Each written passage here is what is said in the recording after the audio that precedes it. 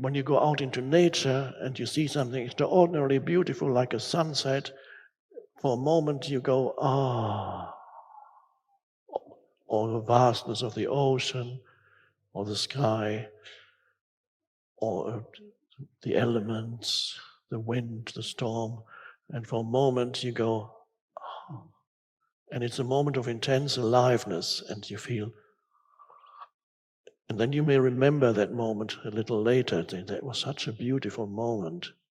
Why was it? Yes, maybe what you perceived was beautiful, but you felt something in that moment. You felt a heightened sense of aliveness and a deep peace and connectedness with being, so to speak. You see, why? Because that moment of sense perception of something vast or beautiful freed you for a moment from the incessant stream of thinking. So the incessant stream of thinking, let's say you see this incredible sunset or whatever, and for a moment you give it your complete attention, and for a moment you're not thinking about yourself, your problems, your problematic life history, or your even more problematic future.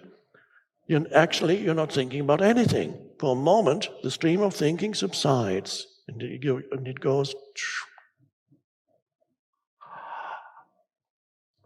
And that is, without knowing it, you have a little flash has come up from that dimension, and then the next moment it may come up a few days later again, when you look into the eyes of a baby, 1 year old, maybe just in the street or in a cafe, and the baby looks at you, and the baby is 1 year old, and the eyes are like the baby's.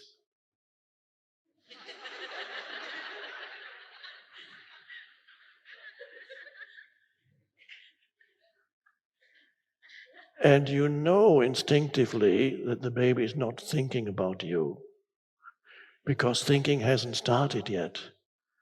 The words have not accumulated yet, the thoughts haven't started yet, and yet there's a consciousness there, and you can see very clearly there's an intense consciousness that's looking through those eyes at you without judging you in any way. And in that moment, for just a few seconds, you feel so good. And you say, oh. Why do you feel so good? Because at that moment, the baby liberated you from your stream of thinking, and again, a little bit of spaciousness opened up inside you. And so for those few seconds when you looked into the eyes of the baby, you were not thinking, and the baby wasn't thinking. So through the baby, you are able to be in that dimension, and it felt so good. Spontaneously, they can arise.